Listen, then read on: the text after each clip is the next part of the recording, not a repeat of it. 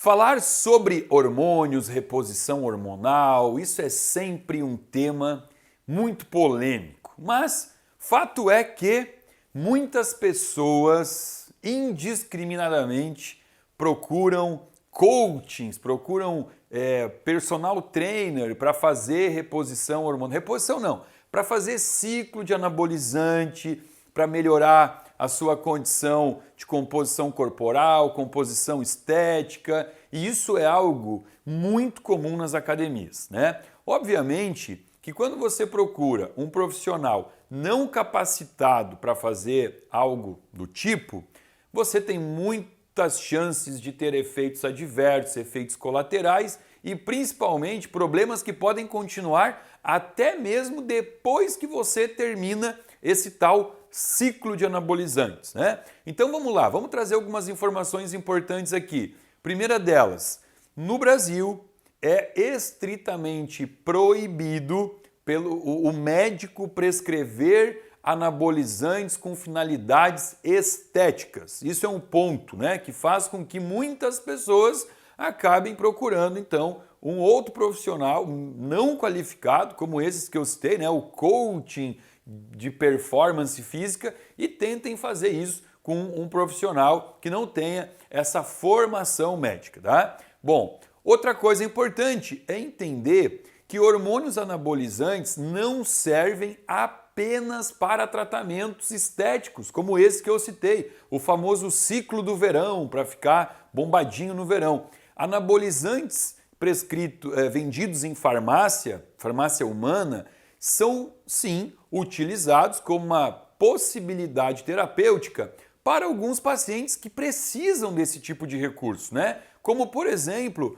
pessoas que têm pouca massa muscular. A gente chama isso de sarcopenia. É muito comum o idoso sarcopênico, né? Ou talvez homens jovens que tenham tido algum problema, como por exemplo um câncer de testículo, precisou tirar o testículo fora e portanto não conseguem produzir os níveis adequados de testosterona. Enfim, são vários os exemplos que eu posso trazer aqui, mas a ideia é justamente essa. A gente vai falar o seguinte, ó, vamos dividir aqui o uso de anabolizante em dois grandes grupos. As pessoas que precisam por uma condição médica e as pessoas que não precisam, mas fazem isso por uma condição estética.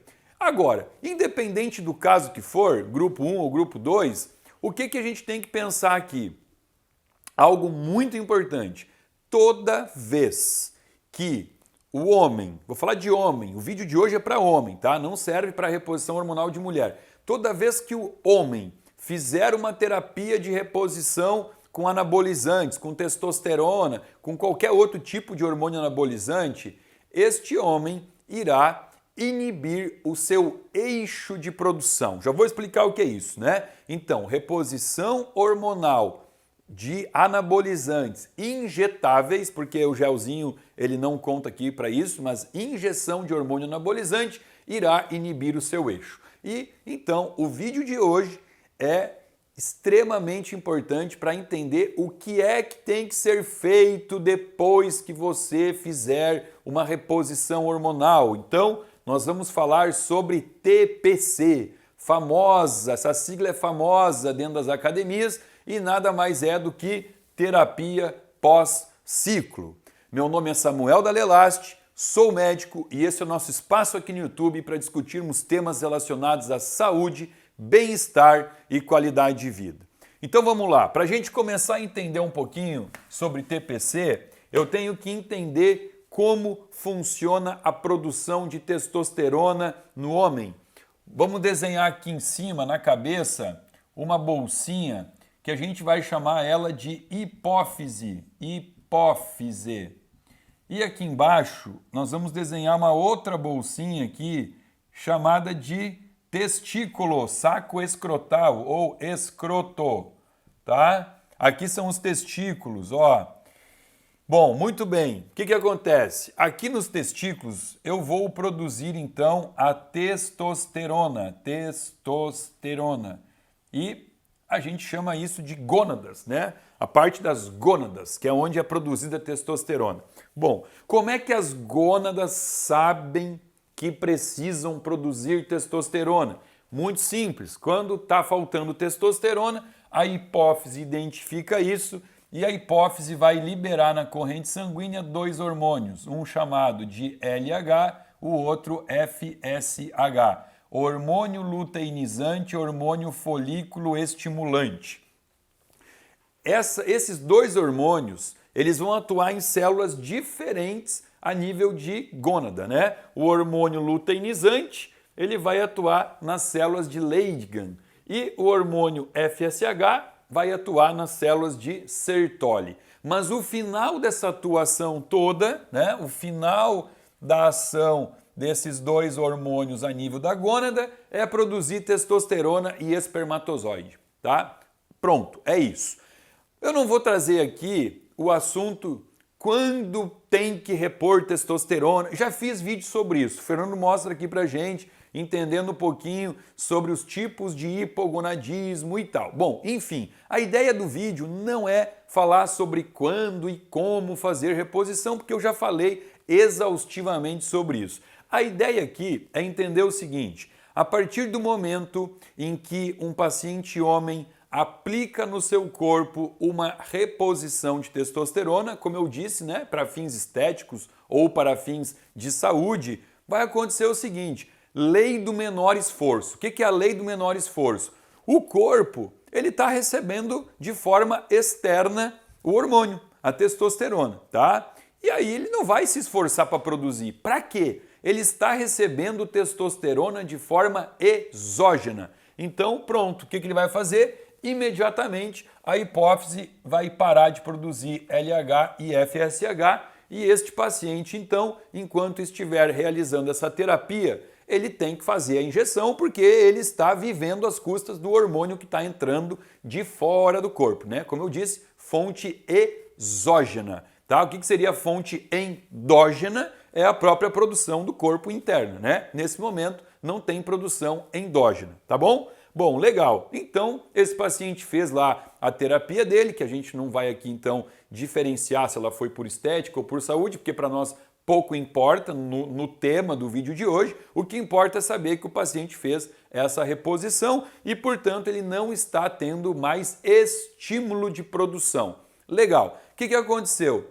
Erroneamente, muitas pessoas terminam esse tratamento e ficam esperando passivamente que o corpo volte então a produzir testosterona novamente. Isso vai acontecer? Vai, mas isso pode demorar muito. É muito relativo e não existe como eu trazer aqui, que eu vou falar assim, ó, demora 1 mês, 2 meses, é muito relativo. Cada indivíduo vai demorar um tempo diferente para voltar a produzir LH, FSH e, portanto, voltar a produzir testosterona.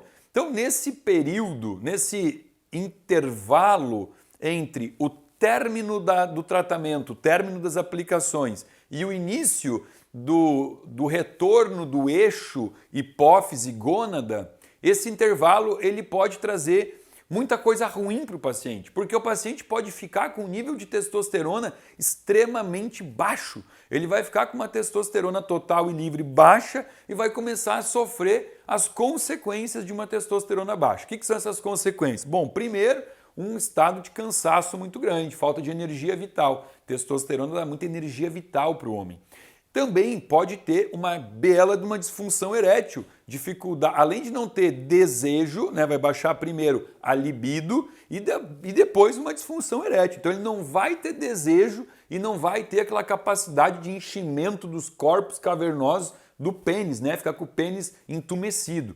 Outra coisa que vai acontecer aqui é que esse paciente ele pode perder muito do que ele ganhou. Ele fez um tratamento para melhorar a musculatura e agora ele vai ficar 4, 5, 6 meses com pouca testosterona, ele perde muito do resultado que ele teve, o que faz com que não tenha lógica ter feito um tratamento desse para ganhar alguma coisa e depois perder.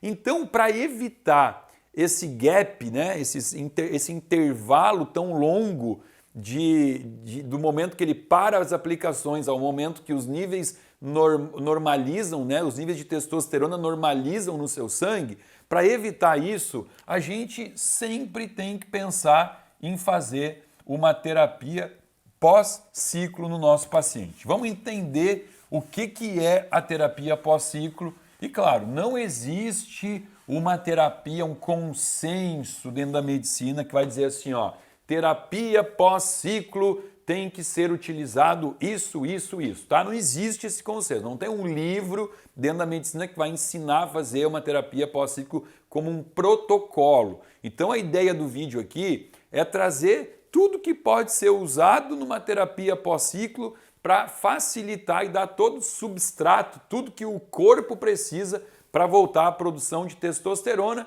o mais rápido possível, talvez até numa janelinha curta aí de 15 a 20 dias já está normalizando tudo isso. Então vamos fazer o seguinte, ó, vamos começar falando da parte medicamentosa, porque a terapia pós-ciclo ela vai ser composta de suplementos e medicamentos, tá?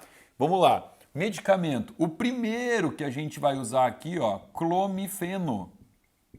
O clomifeno, vendido como Indux, né? Conhecido como Indux, como Clomid. Na verdade, isso aqui é um medicamento que vai atuar a nível de hipófise, né? Bolsinha ali, o saquinho da cabeça, aumentando a produção de FSH, principalmente de FSH, um pouquinho também do LH, tá? Então, olha, já aumenta a produção do FSH para que o FSH estimule as células de Sertoli, ok? Bom, aí não vou falar de dose, a ideia aqui não é ensinar você a fazer nada, não vou te dizer quanto tomar, isso aqui é o teu médico que tem que te prescrever, mas olha aqui, ó, outro hormônio extremamente importante aqui, outro hormônio não, porque o clomifeno não é um hormônio importante aqui é o HCG, gonadotrofina coriônica humana. Veja bem, tanto HCG quanto clomifeno, muitas mulheres que podem estar assistindo esse vídeo vão falar, pô, mas eu já vi falar disso, inclusive eu já usei isso. Sim, porque quando a mulher vai fazer um tratamento de FIV, de fertilização in vitro, isso aqui é usado para estímulo da ovulação dela. Então a mulher usa o clomifeno para isso e o HCG também. O que o HCG faz? O HCG ele aumenta muito aqui, ele é um análogo do LH. Então ele vai fazer um hiperestímulo de LH para o LH atuar nas células de Leydig, também facilitando então o retorno da produção do eixo das gônadas. Então aqui, ó, o HCG é uma injeçãozinha, né, que se faz de forma subcutânea, sempre subcutânea é melhor. E aqui então eu estou atuando positivamente no cérebro do paciente, mais especificamente na hipófise, para promover esse estímulo de produção de LH-FSH. Pronto, agora eu tenho o mais importante, né? O que eu vou fazer aqui? Eu sempre tenho que dosar no sangue do paciente a forma sulfatada do hormônio dehidroepiandrosterona. Né? Então eu solicito lá para o paciente o exame de sulfato de DHEA, né? Ou DHEA sulfatado. Por quê? Porque a testosterona ela é produzida a partir do DHEA, né? Que é, na verdade, por sua vez, produzido pelo colesterol. O colesterol ele converte em pregnenolona, 17-hidroxipregnenolona, e aí ele converte em DHEA, que vai virar androstenediona, que vai virar testosterona. É uma cascata de conversões para chegar na testosterona. Então, se eu tiver um DHEA baixo, eu não produzo testosterona, né? Então aqui eu sempre vou priorizar que o DHEA sulfatado no sangue esteja assim, ó, entre 250 e 300 no mínimo aqui, entendeu? Isso aqui é um número bom de DHEA para saber que eu tenho matéria-prima para a produção de testosterona, né? Se eu tenho um DHEA baixo, por exemplo, 110 de DHEA, o paciente vai ter que tomar o DHEA, que a gente pode prescrever. No Brasil hoje existe, o nome não é DHEA, o nome é prasterona, né? Então prescreva o paciente, ou se ele mora fora do Brasil, ele compra como DHEA facilmente nos Estados Unidos, né? Então olha aqui, ó, isso aqui é um suplemento que não faz parte do protocolo, porque precisa saber primeiro como é que está o DHA no sangue. A gente não sai prescrevendo DHA para um paciente sem ver quantidade no sangue. Mas como eu estou falando que testosterona é derivada de colesterol, é importante nesse período aqui eu também prescrever doses altas de ômega 3. A depender do paciente, eu posso pôr para ele, por exemplo, aqui, até 6 gramas por dia de ômega 3. Por quê? Que tipo de paciente? Quer ver? Ó, vou falar um paciente que eu boto bastante ômega 3. Um paciente que me procura porque está tentando engravidar sua esposa há alguns anos e não consegue.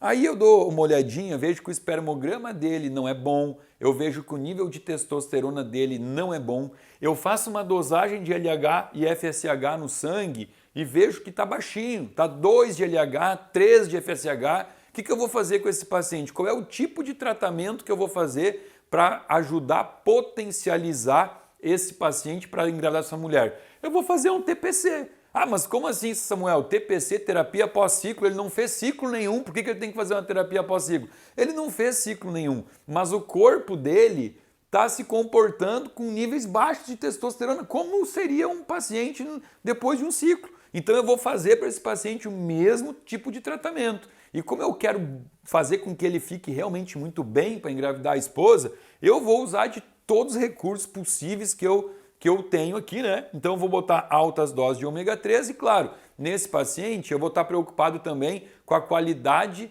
do espermatozoide. Aí eu vou ter que botar outros suplementos, que eu nem vou trazer aqui hoje, porque eu já fiz um vídeo sobre isso, falando sobre essa parte de melhorar a fertilidade do homem. O Fernando bota aqui o link para nós. Se você quiser, vai lá e assiste lá, tá? Mas olha só, então eu já botei aqui o clomifeno, já botei o HCG, pensei no DHEA, botei aqui o ômega 3, outro suplemento muito importante aqui, ó, ZMA. O ZMA é o quê? É um blend de magnésio, zinco e piridoxina, que é a vitamina B6. Tem um pouquinho de cromo aqui também, tá? Mas o importante aqui é zinco, magnésio e vitamina B6. Isso aqui é um suplemento muito importante para ajudar a produzir testosterona. Bom, legal. O que a gente pode botar aqui para complementar isso aqui ainda? Vitamina E.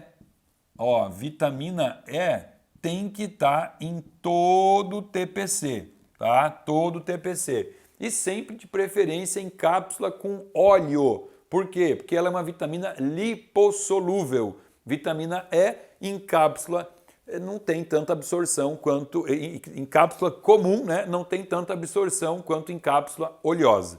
E aí, aqui eu já poderia inclusive finalizar o tratamento. Mas e se eu quero mais, né? Eu quero garantir que esse paciente ele não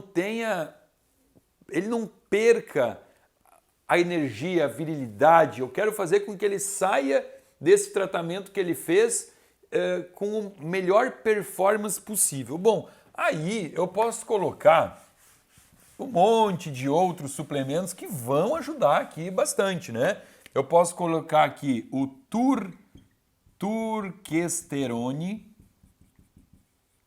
que é a juga turquestênica, deve ter acento aqui, não sei, a juga turquestênica, uma plantinha, né? Eu posso colocar aqui o cianotes vaga, eu posso prescrever uma coisa fantástica, chama shilajit. O shilajit ajuda muito também. Claro, posso botar umas coisinhas menos potentes, mas que obviamente aqui vai ajudar, como por exemplo o tribulus terrestres, posso colocar a maca peruana. São todos fitoterápicos aqui que vão ajudar e muito, né, nesse paciente para que a saída desse tratamento, dessa reposição que ele fez de hormônio, seja o mais sutil possível, sem que ele caia a performance, baixe libido, sem que ele perceba nada de ruim. Então, aqui, ó, não sei se vocês perceberam, mas a famosa terapia pós-ciclo, ela pode ser usada não somente pós-ciclo. Isso aqui é uma estratégia de tratamento que eu posso usar num paciente que fez um ciclo de hormônio, mas também posso usar num paciente que não está com a sua plena atividade de produção de testosterona, né? Por algum motivo ele está com a testosterona mais baixa, pode ser pela própria idade, pode ser porque ele não tem uma alimentação muito boa. Claro que eu tenho que corrigir tudo isso, né? O que baixa o nível de testosterona? Alimentação inflamatória, obesidade, bebida alcoólica, insônia, pouca hidratação, sedentarismo. É um monte de pilar que vai nortear uma performance boa para o homem de produção de testosterona. Então também, vir querer fazer um tratamento desse, né, num paciente sedentário, obeso, alcoólatra, fumante, estressado, com insônia, obviamente é perder tempo. Então a gente não vai falar sobre isso porque os nossos seguidores desse canal estão carecas de saber, né, que tudo isso que eu trago aqui só funciona com boas bases de hábitos saudáveis. Mas a ideia era trazer então uma informação importante que eu vejo que muitas vezes está faltando para os pacientes, né, que são submetidos a tratamentos e que estão lá no meio do tratamento e ao invés de voltar no seu médico para finalizar o tratamento, eles falam, não, o médico me passou 10 injeções, acabaram as injeções, eu nem voltei no médico, fiquei com preguiça. Cuidado! Todo tratamento de reposição hormonal ele tem que ter um desfecho e o desfecho é a terapia pós-ciclo, que agora você já sabe, já conhece e se você gostou desse vídeo, peço, além do like, que compartilhe também esse vídeo. Bota no grupo de WhatsApp da família, dos amigos. Lembrando que se não tiver inscrito no meu canal, você pode se inscrever, clicar no sininho para receber alerta de novos vídeos sobre saúde toda semana aqui para você. Abaixo desse vídeo tem um link que você pode acessar, se inscrever e passar a fazer parte de um grupo VIP de pessoas que recebe conteúdo gratuito e exclusivo semanalmente aqui do meu canal. Fica aqui o meu muito obrigado.